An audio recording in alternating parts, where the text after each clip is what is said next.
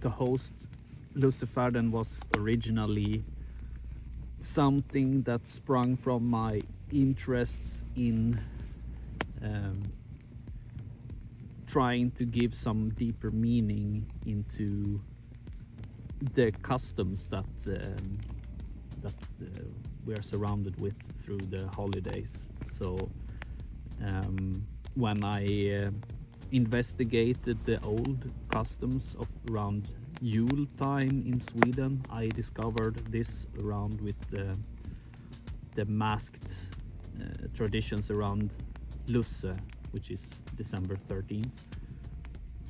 And I thought that this is something that is worth reviving. So that is what really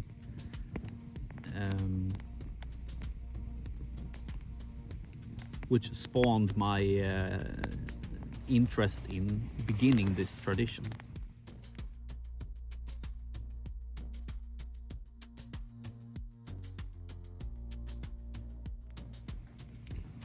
Well, it is like in combination of the spiritual and cultural.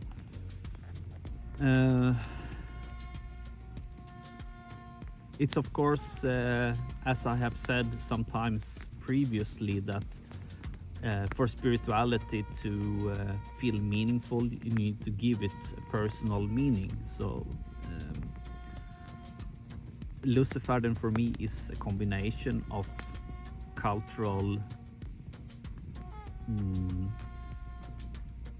to keeping the traditions alive and to give it a spiritual meaning, because it's not just like some sort of a Yule masquerade, it's something more than that.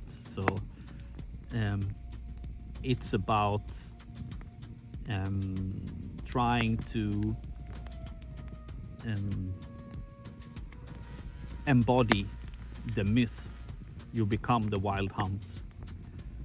Lussefärden is a representation of the wild hunt in the mundane world. So we are becoming one with the ancestors of the wild hunt, to become one with the dead, so to speak, in the darkest time of the year, when the veil between the world of the living and the dead is the thinnest.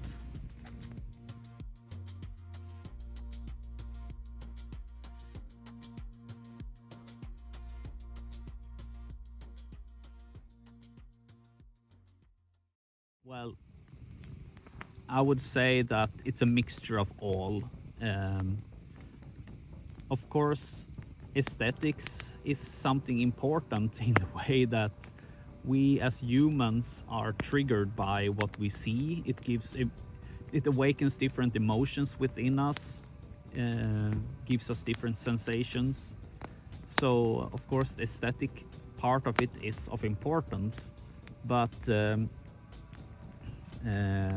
I would say that the main thing is a mixture of the cultural heritage and the spiritual meaning that lies behind everything, because when it comes to much of this sort of remnants from pre-Christian times, it's something more than just cultural heritage. There's something spiritual behind it, which may have changed during the centuries, but is still there, and is something that drives the tradition underneath the surface in a way. And maybe a lot of modern people are not even aware of this, that it's like something subconscious that we need to reawaken in a way, to give it a bit more deeper purpose in our otherwise quite superficial life that we live in these modern times.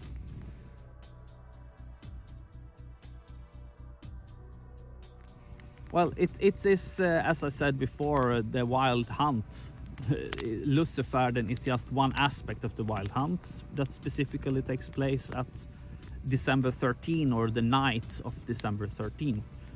So yeah, it's just an aspect of the wild hunt. So it's a very Scandinavian tradition in a way, even if Lusse, the name itself, does not have a Scandinavian root, but comes from a Catholic calendar. But yeah, it just happens to be so that in the old Julian calendar, Saint Lucy or Sancta Lucia was celebrated on December 13, which in the Julian calendar happened to be around the winter solstice. But when they changed to the Gregorian calendar, the winter solstice moved. But in the folk tradition, December 13 was still associated as this dark night with all these mysterious things happening. So that's the reason why Lucy Lucy is like a personification of this wild hunt and has nothing to do with Saint Lucy. She just got her name from the calendar, so to speak.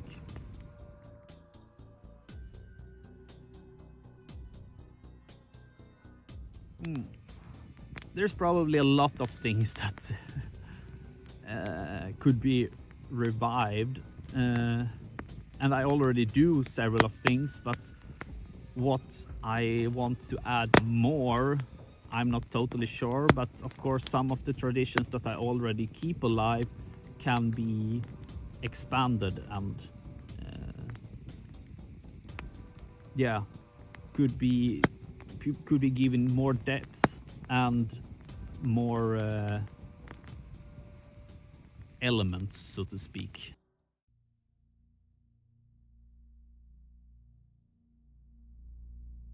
I think that when it comes to traditions to revive and what to not revive, is that I think we need to remember that we live in the 21st century and not, for example, in the Viking Age or in the Bronze Age. So for me, it's more natural to go back through the folk traditions, which is the youngest leg, so to speak, of a continuous pre-Christian tradition. And yes, we can say that maybe it's not pre-Christian because it has been living parallel with Christianity and been influenced by Christianity. But when you look behind the surface, there is a lot of elements within the folk traditions that cannot be explained through a Christian lens only.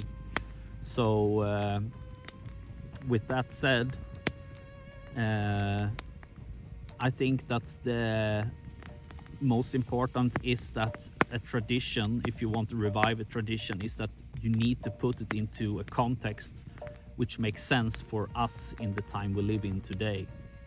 So yeah, and that I think is it, because yes, maybe there are some things in the past that would be not so good to revive today, because it will not be very practical and suitable in modern society, like human sacrifices, for example. But that's something that is far away from our modern times when it comes to when that was a reality. So I would not even think about that to revive something like that. So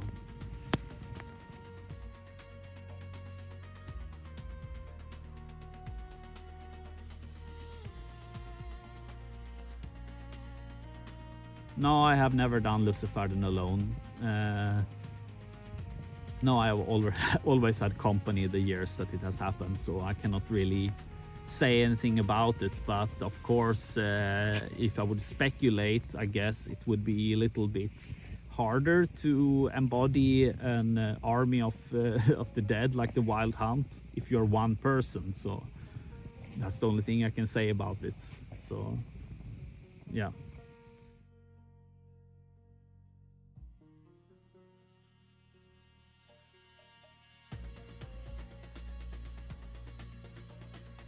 Well, I think I have already explained that a bit, in that it's about integrating these aspects. It's like you become one with the wild hunt, you become one with Lussefärden, you are embodying the dead ancestors, you let the dead ancestors speak through you when you are in the costume, so to speak. So that is what I can say about that.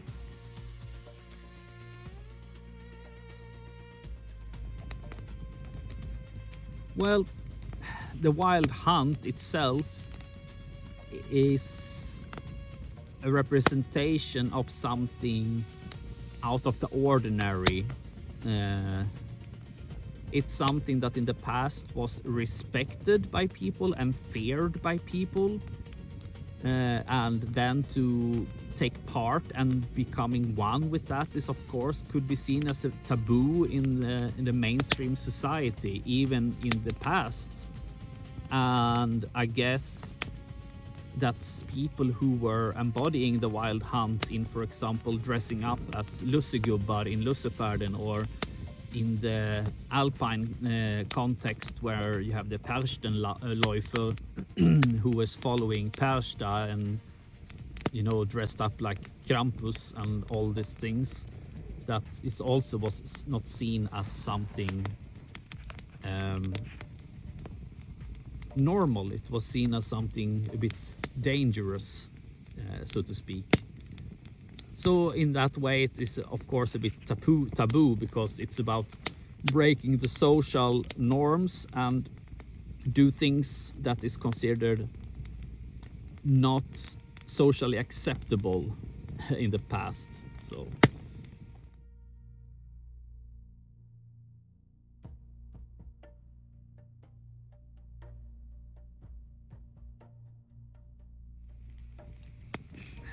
that, I think, can differ from year to year, and in general it just feels satisfactory to have it done. And I would say that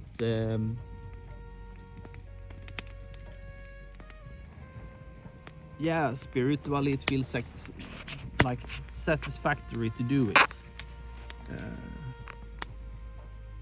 Yeah, I cannot say more specifically than that, to be honest.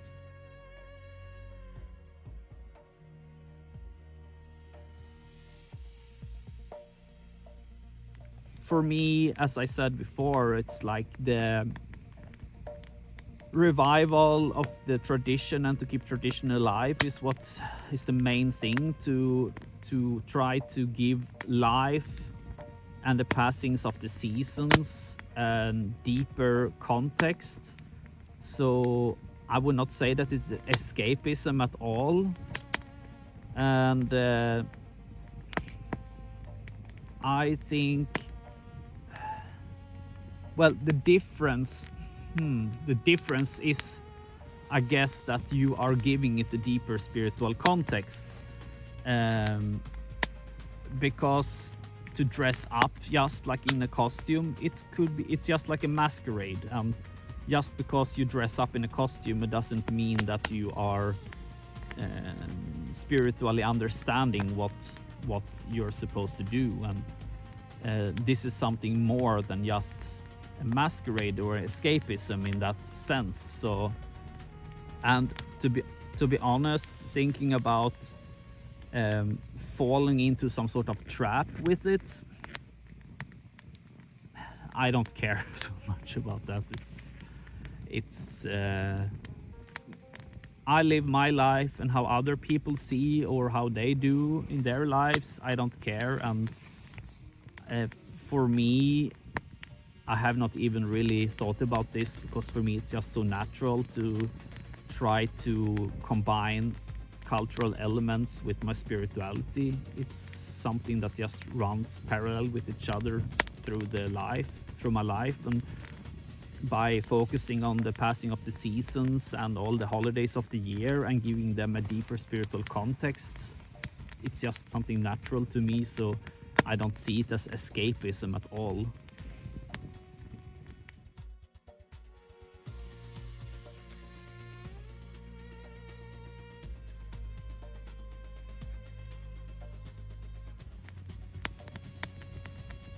I think that I don't care about what other people do.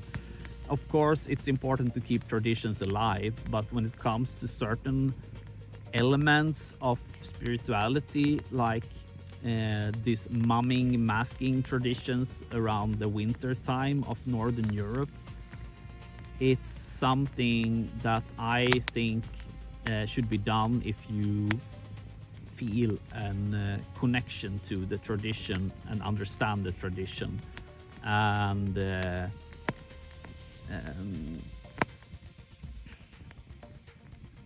it's of course would be good if it would be more like a spread phenomenon, but if people do not understand what they are doing, yeah, it will just become something superficial. So I think that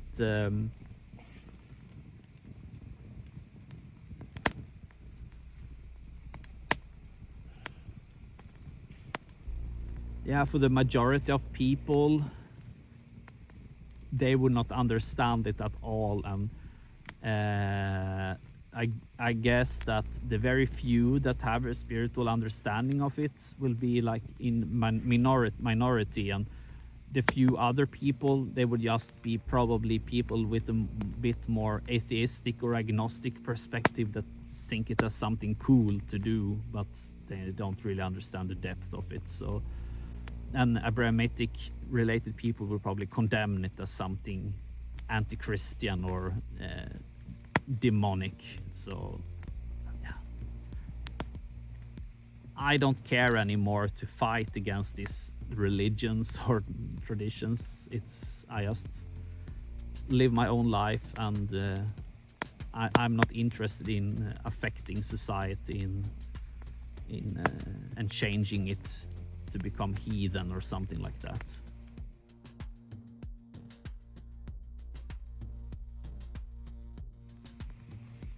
I don't know. I don't know what they understand, and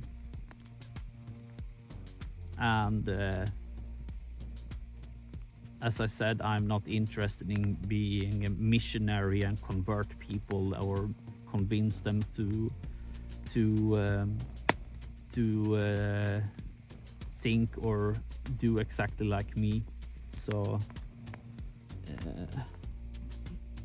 and when it comes to misconceptions, I'm pretty sure that there's a lot of misconceptions, but I don't care. It's their problems, not mine. I'm too old to care about what other people think.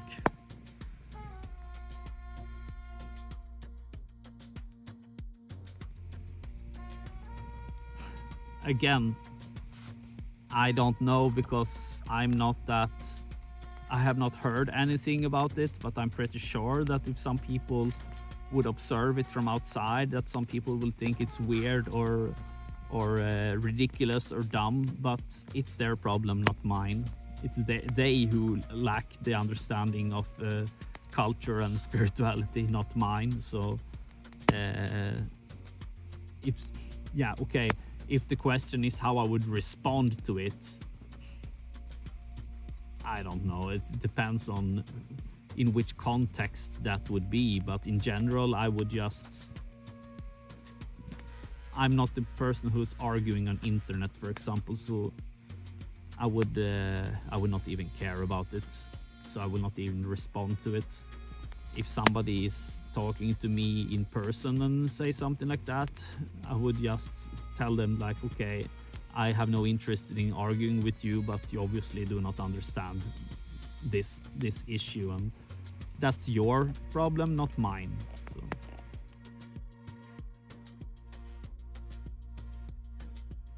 I keep things quite private, and I prefer to keep it like that.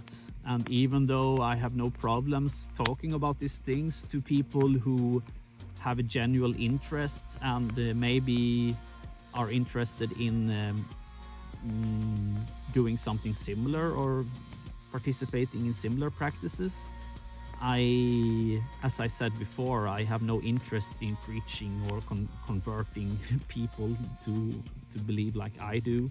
So with that said, it means that not very much people know about these things that I am doing outside the few people that already have an interest in these things. So I really have not had any backlash or problems, to be honest.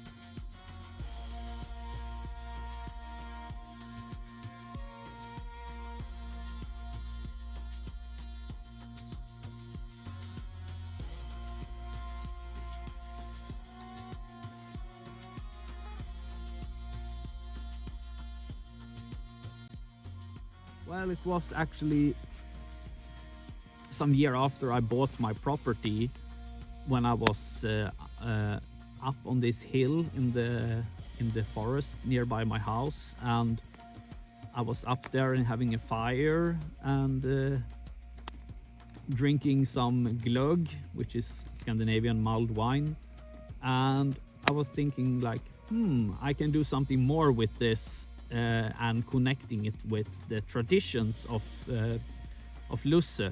So the first year was just more a little forest trip, you could say, and then the second year after that is when I began really doing it with the costumes and the rituals and all of these things. So it began as something that came into my mind, and I think it was something that had not come into my mind before, because I lived in a city in an apartment, and once I moved to my house out in the countryside, it felt more natural to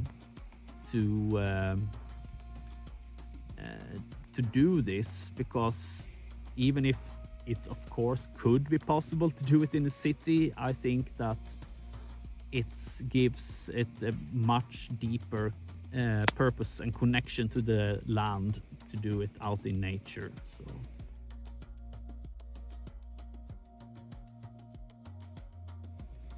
well, the modifications that has happened is that the spiritual element has expanded a bit, and it has developed more into a proper blot than the offering ceremony that was in the earlier years of the tradition. Other than that, it has of course expanded in a way that costumes have developed a little bit more, added some more elements, some gears and stuff like that. So nothing more than that.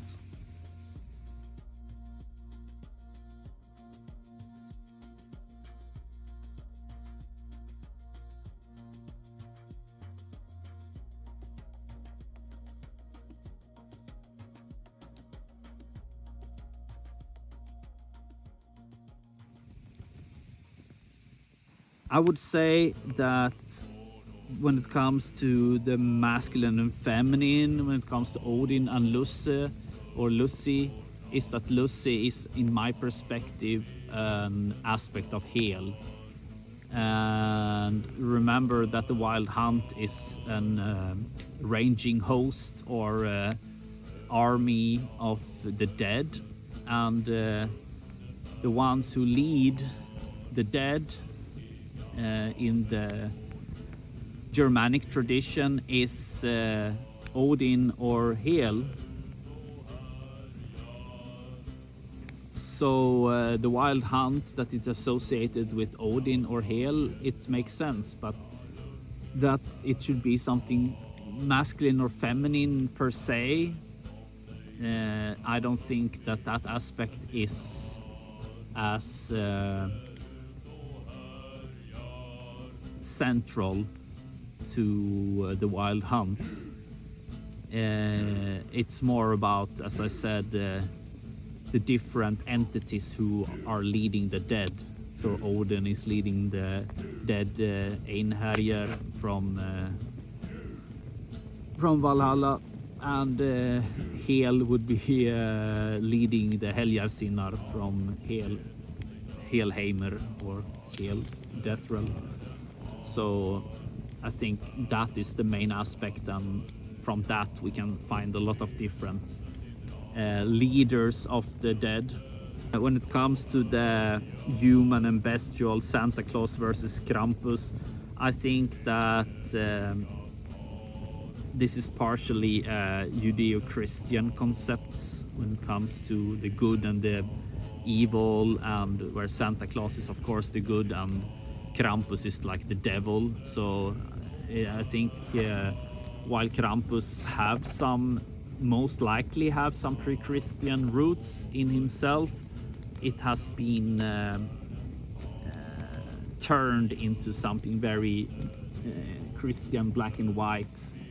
So I think Krampus has changed into a devilish figure within that context. When it comes to the physical and spiritual, it's about the communion with the entities, with the dead spirits.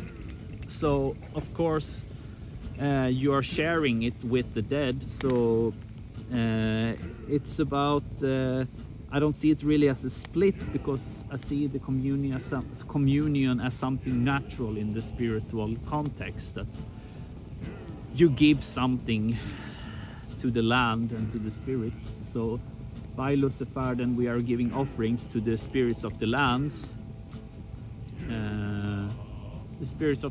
that are associated with that specific place where we are doing it every year. Thank you very much for giving me the opportunity to give hopefully some more information about this event and why I find it important, and thank you very much for interesting questions.